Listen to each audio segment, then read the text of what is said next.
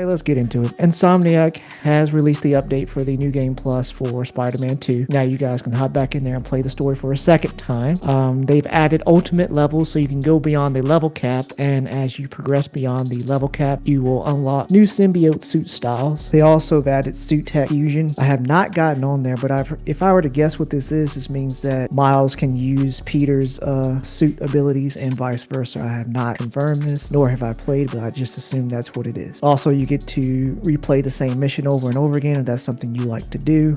They also added a new action figure mode for and the photo mode, so you can scale down the figures to toy size if that's something you also enjoy. You also get 2 new suits designed by Gameheads, which is a video game design education program for low-income youth and youth of color. So yeah, you can go ahead and I think it's $5, correct, Huey? They've also just added some general improvements across the board for stability and accessibility. One of the notable ones that I saw were audio descriptions, which the narrator will describe key visuals and actions during cinematic scenes, and you get in-world text translations, so it'll enable a text box to show translated in-world text, which I'm assuming is just like stuff you see on buildings, signs, and etc. Has everybody played Spider-Man 2 in here first off? Yes, complete story. I've played on the game. Little cookie cutter. They could have expanded a little bit more, but otherwise it was rumored there is going to be a DLC to Spider-Man 2. That's what I'm going to. I don't really want to go back to the game because there's not much to do once you completed everything. But if the DLC does come out as it was leaked, then I'll definitely jump back to the game and play again. I don't understand why there was not. I feel like there was more to do last time in the first one than it was in the second one. Like when you get to the end, there's really not much to do. I think it's because the amount of villains. There's not as many villains as it was before. Because you remember Spider-Man 1, there was 3 DLCs, whereas this one doesn't have as many villains. Yeah, and I also think I changed the way I played. I think in the first one they had like these little events around the map where like different factions were attacking, and you kind of had to like do like a checklist, like this faction 5 different times in different locations in the city. And so they had like all these little different side activities going on. But I'm just glad they took out the screwball. I'm so happy. Took out what? I'm glad they took out the screwball challenges. Which challenges were those? It was that villain where you had to it's like a time challenge. You have to see how fast you can get to one destination to another within time. Oh, you didn't like that? No. It felt like it was a Spider-Man version of the Riddler, like a pointless challenge in the game. It was so annoying. I absolutely hate Riddler trophies, and that was a cherry on top for Suicide Squad when they brought them back in. But I'm not gonna get into that. We're gonna keep moving. Has anybody seen the trailer for Kingmakers? Yeah. Yes. I want to play. This game has been in development for 4 years. It uses Unreal Engine and is composed by a 20-person team. They said their influences include Deep Rock Galactic, Kingdom Come Deliverance, Chivalry, and World War Z. For those of you who have not seen the trailer, it shows off 2 knights squaring off, only to get run over by a Toyota truck. Players are also using like AK-47s, grenade launchers. There's Apache helicopters flying over. It's also co-op, and it kind of looks like a mix between like you get real-time strategy, like you can zoom out on the map and see where all your people are at, but also you can zoom in, and it looks like you can take control over one single soldier. I'm just going off of what I saw in the trailer, but it looks fantastic. It looks fun, something to just blow time. And next, did you have anything else you wanted to say? Yeah, no, I'm definitely interested in it. I like I could see the World War Z of the Deep Rock with like the swarming of the people almost. Yes. I watched one video where they talked about a little bit of the tech that they did behind it to make everything kind of run better. And one of the parts they talked about was how a lot of the stuff is just they're not physical until you point your cursor at them. So they don't have any skeleton until you aim at them, and then the skeleton appears or whatever, and then they're physical. You get what I'm saying? Yeah. So that's one way what that takes to load off. Yeah, the server? It takes a load off the CPU for generating all those skeletons. That's pretty neat. I like that. Yeah, it looks fun. I'm curious because I believe in the video they also said there's potentially multiple endings also, depending on, because you're supposed to be like modifying the future by going back in time with these weapons. Oh, okay. Sounds good. Drake, did you see it or no? I see it. I want to play it. Oh, okay. I don't know. Yeah, It's like they a would. dream come true. I don't know. Dream. What is it if you could go back in time with modern weapons and you just like... Yeah, they the Apache helicopter threw me through a loop. I really like the kill streak.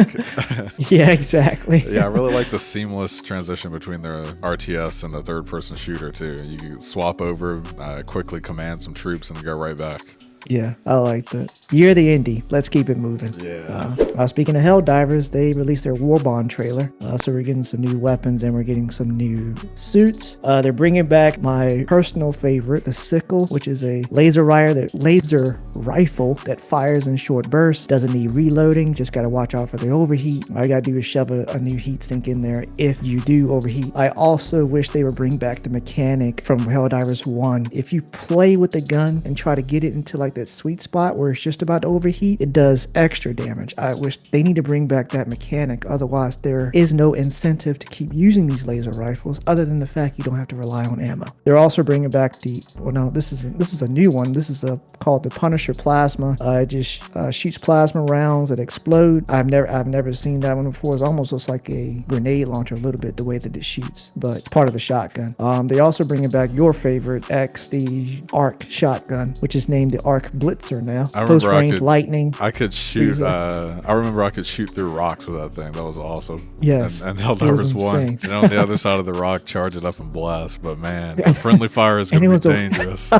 It was a one-hit kill too. It was extremely powerful. They also bringing a new stun grenade, also a laser pistol as well to go with the sickle.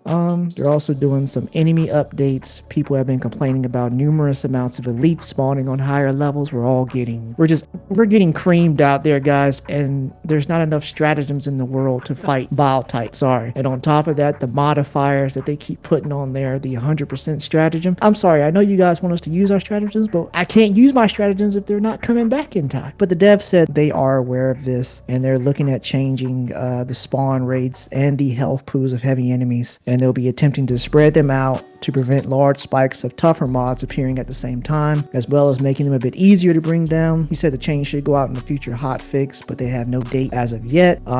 They forgot to mention in their last update that the EAT-17 and recoilless rifle no longer suffer from a 50% damage increase when hitting an armored enemy at a glance angle, in which when it does hit that, it'll just deflect off. They're also doing some health and spawn adjustments, like I said, making large enemies a bit less common, and also they're going to try and make it so one well-placed shot can take out any enemy depending on where you shoot, which is what I feel like was how Helldivers 1 used to be. A lot of the weapons were extremely strong in Helldivers, no matter what you use. I can't wait till we get back to that level. Enough about Helldivers, just one small caveat. If you're still using a Oculus account, Meta is closing all those accounts down by March 29th. So if you haven't migrated all your games and in-app purchases over, they will be deleted on March 29th. But make sure you get that done. Also, moment of silence for our boy Akira Toriyama. He passed away at 68 due to acute subdermal hematoma, which is bleeding from the brain. We lost a great man, created one of the most iconic characters in history. I don't know any person my age or younger who does not know what Super Saiyan means. If you don't, I don't know what rock you have been living under for the past 30 years. It's a sad day. Apparently he still had some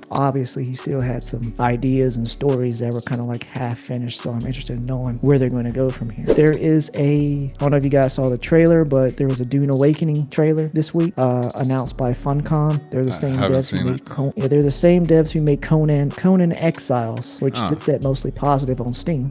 It lets you pick between the Harkonnen and Arrakis factions. It's set 8 years after the events of 2021's Dune. Although it will be an alternate timeline, they've also worked closely with what's that guy's name? Frank Herbert. They've worked closely with his family just to try and make sure that even though this is a different timeline, that the lore is accurate and it works well with the pieces that are already there, which I appreciate.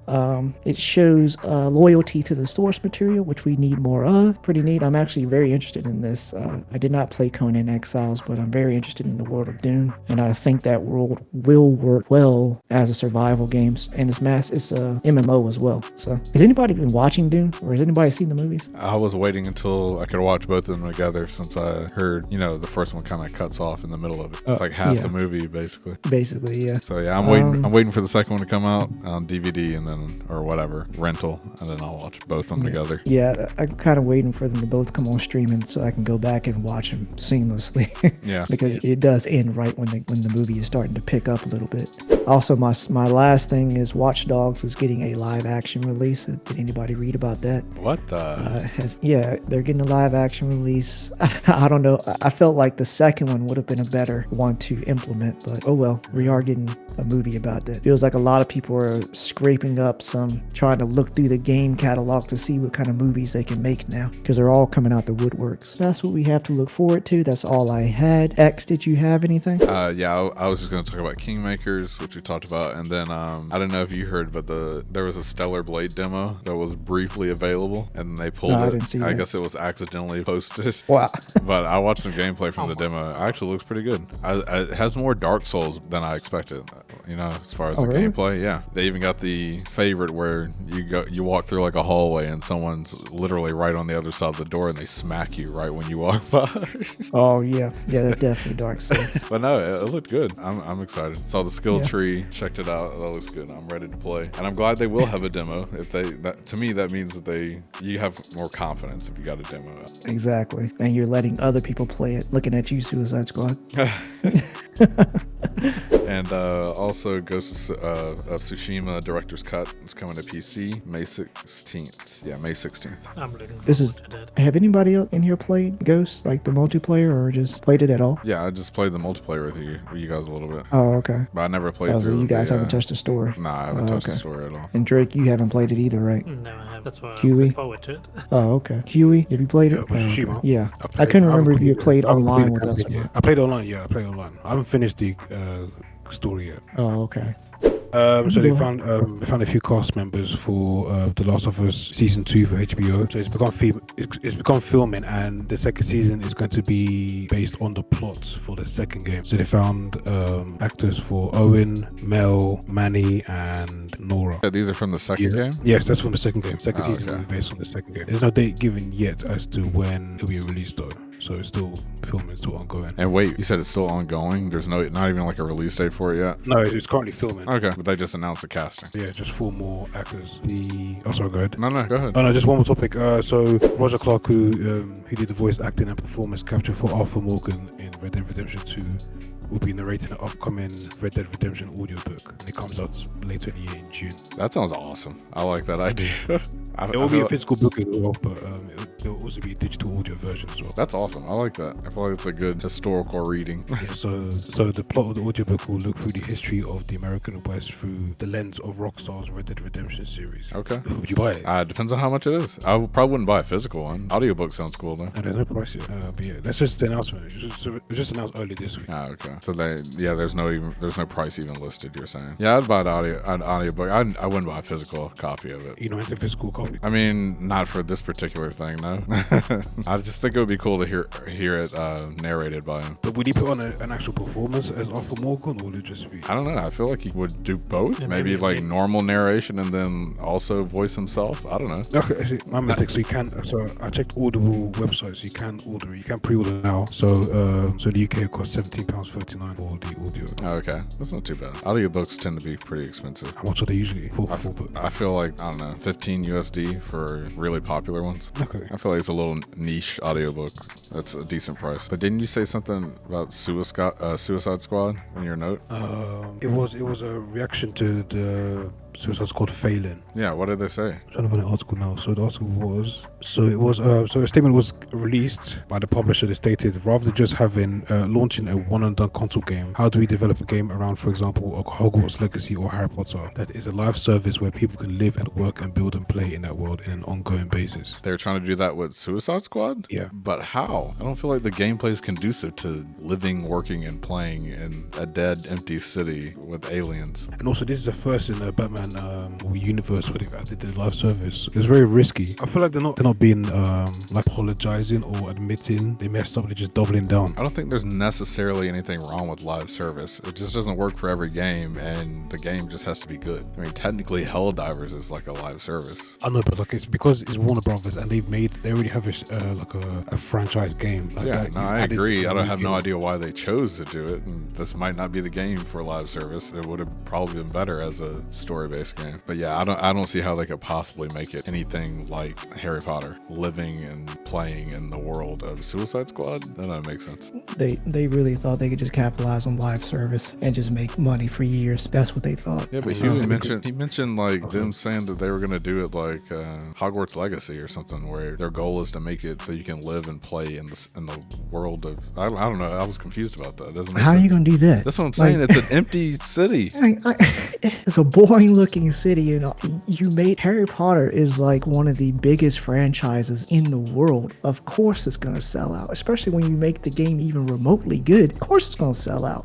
Suicide Squad doesn't have that type of pull. I'm sorry. If you wanted to have that type of pull, you could have did a Justice League game instead. But no, they went. I just don't understand where they thought they were going to go. It tells me they didn't learn their lesson. I cannot believe that after catastrophe of this game, they just said, you know what, we're just going to go back to free to play games. And what else? I can't remember what else they said, but they were just sounded like they were just abandoning single player because they were too volatile. I think that's what the title said. Too volatile? Yeah, I think that's what WB said. They were like single player games or no, AAA games are too volatile space because of the disastrous launch of Suicide Squad. So we're going to go back to free to play. I think that's what it said. Okay. Which means they didn't learn their lesson. Which tells me it doesn't take a lot of brains to be at the top. Yeah, what else did you have, Huey? I was going to give another statement to the Suicide Squad article. They also stated we're doubling down on games as an area where we think there is a lot more growth opportunity that we can tap into with the IP that we have. Oh no. Yeah, go ahead. No. Go ahead. All right, you know what? Go ahead. Do what you think you're going. And we're going to bury this one too. Go ahead, WB. I dare you. Lord have mercy. We all know this. Look how they massacre my boy. Oh my gosh. There's so much more we could do with the IP. Not anymore. It's dead. You killed it. How do you go from like having the biggest game launches ever to like all of a sudden, single player is just not single player, AAA is too volatile. Not if you make a good game. They are lost. There's just no helping them at this point. I heard that you and Chef have been playing Outlast Trials. Would you like to give us just some first impressions of the game, whether you like it or not? Okay, my first impression is that at first I didn't know what to think, that it was going to be co-op and it's going to be online, because Outlast is a single player game franchise. But when I first started seeing how so there's like a little things that you can do before you join a game, so like interact with other players, like mini games like chess, arm wrestling. Then of course you have your own like missions that you do, so either minimum 2 players or max 4. Okay. I would say that, so the one that I did with Chef is quite difficult, which is a good thing for me because I don't want it to be. You said starting off was hard? Yeah, so first this tutorial, so you can get basis of how to play the game, how to move, sprint, crouch, how to interact with items. But the first proper mission that we did, we just failed both occasions, but I felt like it was quite difficult. Like I feel like the missions, they need you to have max players to make it easier. It's quite difficult to get around with 2 players. Yeah, it's quite difficult. Oh, okay. And they do have good features as well. So let's say someone goes down, you can revive them, and any items you pick up, such as health or a recorder. So if you're in the dark, you need a battery to record in like night vision, which is quite limited. So you need to use your resources carefully. And stealth is the thing as well. Sounds like you just need a lot of like coordination. That's what. And stealth as well. So like opening doors creates noise, stepping on glass creates noise. You have to be quite careful when navigating around. And even certain doors, for example, some doors are locked, so that you have to bash the door. But once you bash the door, you're making noise. So it kind of puts you in a situation where coordination and teamwork is really important. Yeah, and is it different maps, or is it all just one map and you're doing different objectives in this map? I'll say it's like, so it's one mission, but you have like at least several objectives. It's like a step-by-step objective. Okay, but there is like no, like it's the same place every time? So for the one mission that we did, like it's quite, I wouldn't say open world, but it's like a large, like it was inside the building. So it was outside and inside. Okay. So it was, so it's based like, I'll say like outside was like sort of like a abandoned road, and then inside was like a large, massive police station with a garage, like on a below ground floor. Oh, okay. I was just, because in my head, I was thinking it was like something similar to like GTFO, where you have like just, different, well, not different maps, or, not GTFO, but what's the other one? Ready or Not, where it's just different locations every single time that you get to pick. There are different locations, but we're only stuck. We're on the first mission, so. Oh, okay. And it's y'all mission, pass it or y'all just failed? Both. All failed both attempts. We got stuck on on the final objective. But the problem was you had to so the task was there was a snitch and we had to get him around the map. We had to find keys to unlock each door. And once you got to the final stage, you had to electrocute it. But the problem was there's 4 different stations to electrocute the prisoner. We can only get a hands on 2, so we need there's 2 more. But because we're low on health and supplies, there's like a police officer that's just walking around. So once we get to the final point, the officer comes in. We can't run and come back, if that makes sense, because we need to get it done. So once we're in, yes, we could run away, but we have to electrocute a prisoner. We tried, but we both died in the end. And so I had no health left. I had no health medicine left. I couldn't revive Chef either. Is it scary? Yeah, there's a lot of jump scares. Yeah. Oh, okay. And also they have this really annoying thing where there's certain enemies. They'll have like so let's say you're playing with someone. They'll have the other guy's username. So you'll think is your own teammate, but it's someone else. Like it's the imposter. AI. They have imposters. Not impossible, like an AI where they attack you. You think it's your teammate, but it's not. It's someone else. Like it's the AI. Oh, that's pretty cool. That's an imposter. The first chef was like, why'd you hit me? I said, what do you mean? I didn't hit you. If it was me, I was hitting him. I'm not doing anything. I'm behind you. Oh, that's a good. It happened to me. I like that. Yeah, that's really neat. All right. Well, thank you for them first impressions. Maybe after you pass a mission or you get like real comfortable with them, you can give us a review. He said skill issue. 1 out of 10. He said maybe after you pass. Yeah, maybe if you pass, maybe get a little better this week. I'll say it's a good continuation of the law that Outlast has with his own Murkoff Corporation. Okay. Okay. All right. Well, thank you. You're welcome. All right. Well, that's all we have time for today. I appreciate you guys showing up. And more importantly, I appreciate you guys for listening. Make sure to like, subscribe, and hit that bell so you never miss an episode. And make sure you check out our other videos. Give us some pointers as to how we can improve. We'll see you guys next time. Goodbye. Bye. Bye.